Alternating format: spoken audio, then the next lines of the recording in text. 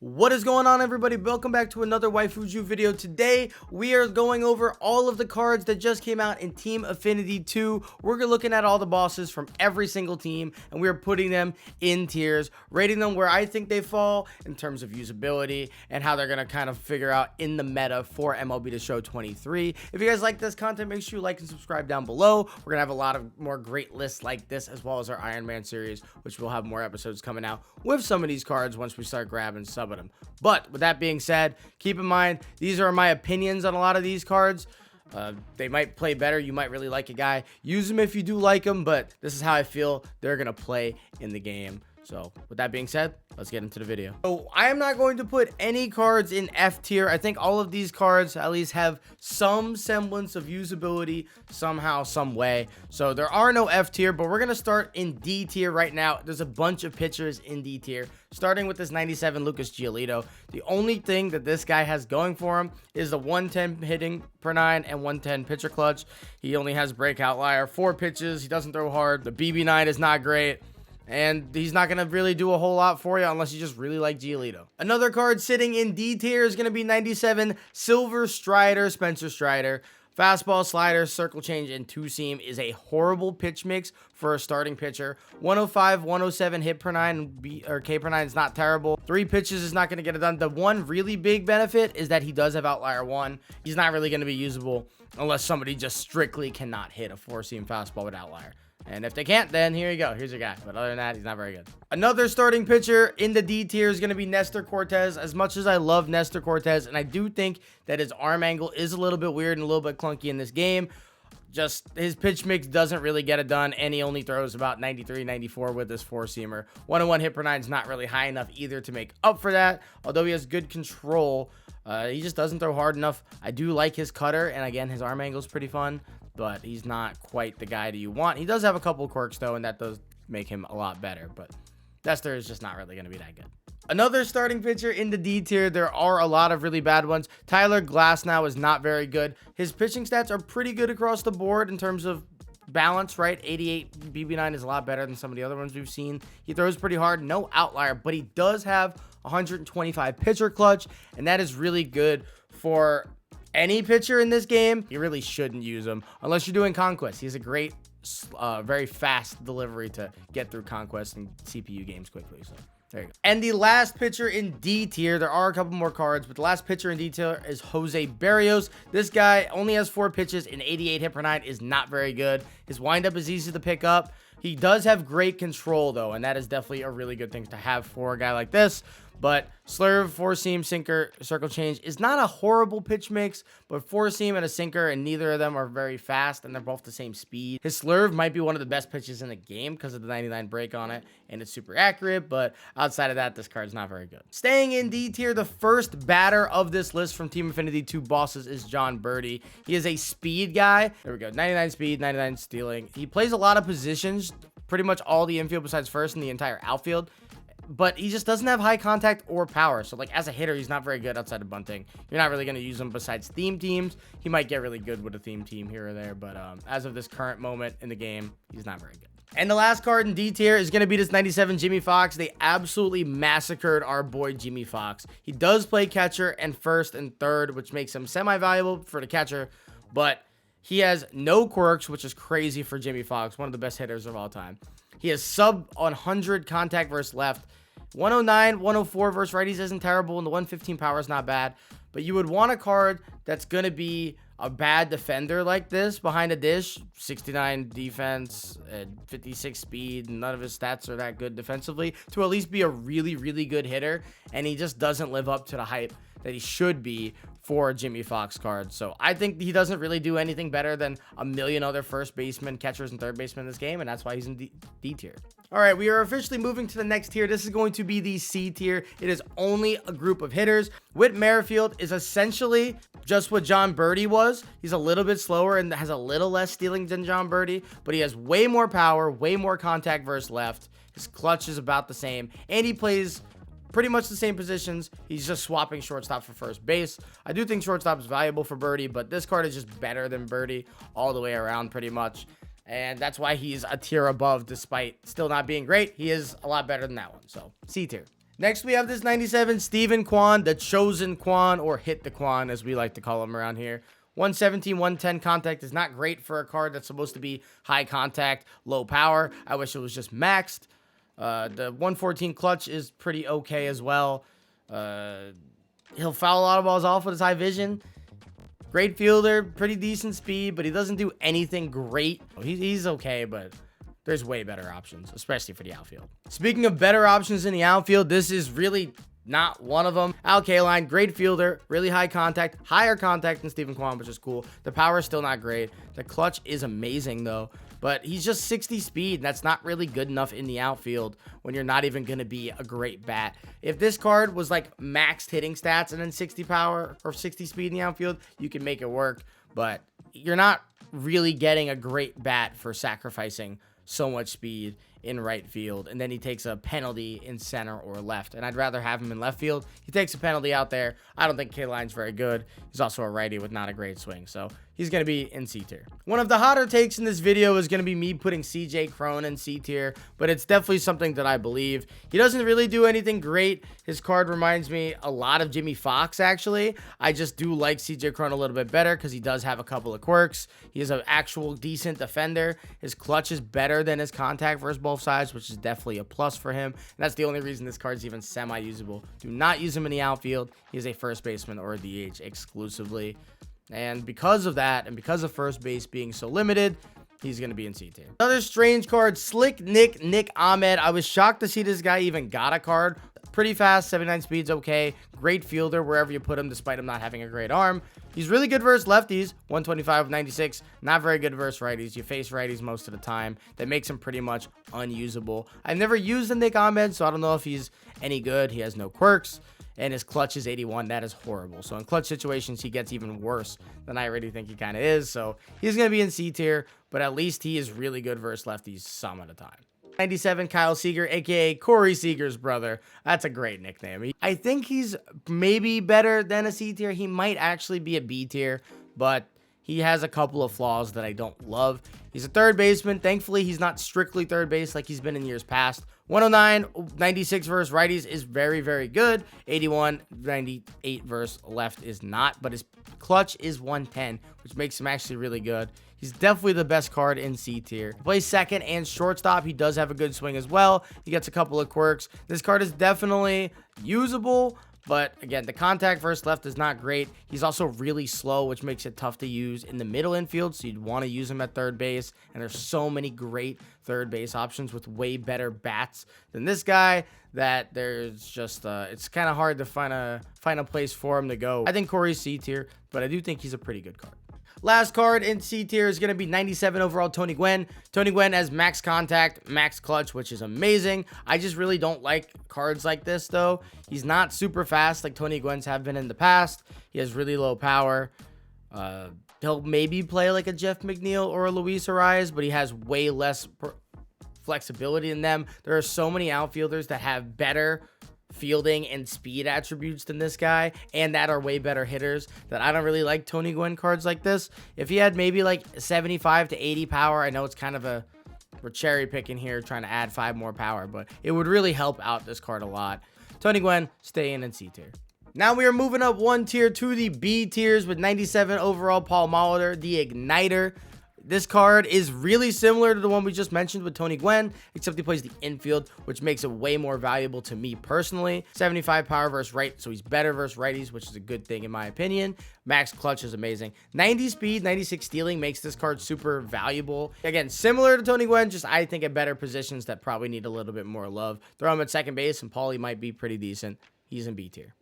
Another B tier card is the big donkey, Adam Dunn. What an amazing swing this guy has. 101, 125 power versus righties is insane. His stats versus lefties leave a little to be desired. His clutch is really low, but this card is an absolute bopper. You're going to leave him pretty much just at first base. I like this Adam Dunn. I just think the power is really nice and semi-usable at least, but He's definitely a niche type of a guy, but I'm going to put him in B tier just because the power definitely speaks volumes. Next up, we have 97 overall Chili Dog, Chili Davis. An amazing name, amazing nickname. Switch hitting bat. He plays the entire outfielder, but this is a DH card. He has terrible fielding and speed. 64 fielding, 45 speed. This is a card you will leave at DH. However, he is a very good hitter, a switch hitter. 102, 97 versus righties is not bad, and 110, 103 versus left is very good. His clutch is a little bit low. I just really like this guy's swing from the 80 something we used earlier in the year. He has really good quirks as well. I think this card's actually going to be a sneaky good DH in this game. Just don't use him in the outfield. It's not gonna turn out well, but he's definitely gonna sit in the B tier. Another B tier card is Kevin YOUKILIS. There's a very strange thing with this card. I don't really know if I like it, love it, hate it. I don't know. But the 125 clutch makes this guy really good. Once there's a runner in scoring position, he's going to have maxed out PCI size. And that is really nice, especially for a guy that has a pretty decent swing and a little bit of versatility. 98 reaction's really good, so maybe he'll play a decent outfield. I'm not fully sure at this point what's more important, if it's speed and defense or if it's defense and reaction. I feel like it's more so defense and reaction, but I'm not fully sure. So he's going to get a A tier or B tier for me. The last card in B tier is going to be 97 overall Roy Halladay, Doc Halladay. Whenever he gets lower non-99s, they kind of try him a little bit. 85 hit per 9 is like really bad. And that's the reason this card is so low. Doc Halladay has an amazing pitch mix, amazing windup, cutters, sinkers, curveball, splitter, four seam, really good stuff. 108 BB9 is fantastic. He'll put it pretty much wherever you want. And he has a higher clutch than hit per 9, which is definitely a good thing. I just think the hit per 9 and the clutch are just way too low in general. He has a couple of good things going for him, gets him up to B tier. He's way better than the other pitchers we've seen so far, so that's why he's up here better than them. Beginning the A tier, we have another switch hitter, Eddie Murray. Look at that hair. Steady Eddie looks fantastic. He looks suave. He looks very swag. He only plays first base and DH, obviously, and that is why he's probably only in A. I do think this card is actually pretty good. 93, 90 versus right is not ideal, but he does have 107 clutch, so he gets way better versus righties. 125 versus left with 92 power versus left. It kind of sucks because his contact versus left is actually better without the clutch. So it's a weird dichotomy with this card, but he has a good swing. He's a switch hitter. So I'm going to put him in the A tier. He's definitely the lower on the A tier, but he's going to make it in. Let's stick to switch hitters. We have 97 overall, Tim Raines, new legend, Rock is what they call him. Amazing speed on this card. 96 speed is really good. 99 stealing is amazing. 107 clutch, so he gets better versus righties in clutch situations, worse versus lefties. Kind of like what happened with Eddie, very similar, but he has higher base and higher just clutch in general, which is pretty nice. The power is not great, 70 and 62, but again, this is a speed guy with at least decent power, and he has some flexibility as well. A Mookie Betts-esque outfield defensive role with outfield and then second base. He'll play it all pretty well too, especially with that speed. I don't know. I like this card. I've never used the Tim Raines either, so I think having a new legend is cool. He has a couple of quirks. Bad ball hitter and dead red are really good. And I think this card is actually decent. He kind of reminds me of like a Ray Durham a little bit. So shout out Tim Raines. Time to bring up our only reliever in the list. He is an A tier. Ryan Helsley, Hells Bells, is a 97. He only has 4 pitches. He has a 4-seam, a slider, a 12-6, and a changeup. 125, 114 per 9s, and 115 pitcher clutch. Those are all pretty good. I just think his pitch mix is a little too bland. He does have outlier, which is really nice. So PCI-wise, this guy's going to be amazing. I just don't think he's that good in terms of like his release. He has some good stuff, and I think this is a good reliever that if you need right-handed pitching and you want an outlier guy and you don't have one, throw him in there. But there are some better options for righties just throughout the game right now. Hanging on into A tier, we have 97 overall, Roberto Clemente, the great one, the Puerto Rican king himself. Clemente is an amazing guy. I love him as a player. This card just leaves a little to be desired. He's way worse versus righties than he is lefties, which kind of sucks. He's a great fielder. Again, kind of a slow outfielder. A little bit like ALKALINE, but he is definitely better than ALKALINE. A better swing, way better versus lefties, and I don't know. Clemente is just better to me. 125 clutch is amazing as well. He has really good quirks. Like, I've always liked Clemente guards personally. I know not everybody likes to swing. I do, so I think he is definitely one of the better outfielders, if not the best outfielder in this drop, and he is an A tier. There's 97 overall, Matt Cain, starting pitcher, the horse. New legend to the game this year. 93, 85 is not the best, but 100 BB9 is fantastic. Plus, he has 120 pitcher clutch, which is going to be really, really good once runners in scoring position. He has a pretty decent pitch mix too, 4-seam slider, curveball, circle change, and again, great control on all of those. I wish he had more break on the sinker. It's only going to be, I forgot to move this, but it's only going to be 79 pitcher break on it. So it's definitely not the best, but he's a pretty good card. I think he'll be pretty usable, and you guys should give him a shot. The clutch is going to be great. Staying in A tier, Max Muncy is, I think, in A tier. I wish this card was a little bit better. The contact is just way too low to really be usable at all outside of All-Star. And the clutch isn't much higher, only at 95. The power is insane, so in BR, this is going to be one of the best cards. Point blank period. His swing is chef's kiss. First, second, third, and left field. Great flexibility. You're never going to put him in left field, but he'll play the infield just fine. Especially second base and first and third. He'll be really good over there. He does not have any quirks, which sucks, but Muncy's swing is probably the best swing of all the cards in this drop. I just wish he had better contact, and so he does have a couple flaws, which leaves him in A tier. Rounding out A tier, we have 97 overall, Sonny Gray. Pickles is what they call him. He should be a little bit better, but again, he does have a meta pitch mix. 103 hit per 9 is really good, and I do like that for him. The K and BB9 are solid as well. The biggest issue with this card is going to be the pitcher clutch is only 88. So he does get worse when runners are in scoring position. That definitely hinders him a little bit because his hit per 9 is actually really good the way it is. Fastball, sinker, slurve, slider, cutter is a fantastic pitch mix though. So he'll definitely get some stuff done for you guys. I think he's one of the better pitchers in this drop for sure. Sinker, cutter guy again. He has a pretty long windup, so if you don't like those, definitely don't use them. Sonny Gray is going to get a lot of swings and misses and some soft contact, and I hope you guys give him a shot. And we are officially at the end of the bosses in this video. It's going to be 97 overall. Ernie Banks starting off the S tier for us, all right? Mr. Cub, Ernie Banks. If you look at this card, there's nothing that truly wows you about it. But that's kind of what I like about him. I know that's kind of weird to say. Ernie's a shortstop in this game. He's going to be one of the better shortstops, I think, especially as a free option. First and third base secondaries are pretty cool for him as well. He's not very fast, but he's going to play a good defense over there regardless. I do think third base is actually not a bad spot for him just because of his speed, but his speed's never hindered him too much in the past. And he has 95 plus on every hitting stat across the board. So if you guys get this guy P5, he'll be sitting at 100 or better on everything. He doesn't do anything great, but again, at a position like shortstop, where the really good shortstops in this game are either really expensive or they're all from set 1. This is definitely a really good card. He has some great quirks as well, and I do think he is the first S tier card from this draft. Next, we have everybody's favorite nightmare fuel from a couple of years ago, Jacob deGrom's 97. He is definitely not the all-star game Jacob deGrom we have seen in the past. Thank goodness. I know we were all scared when they didn't show us the overall in the leaks. Fastball, sliders, circle change, curveball, two-seam, standard Jacob deGrom stuff. He does have outlier on this card as well, which makes him really good. 96 hit per 9, 93 K, 90 BB9. You look at it, you're like, that's not great.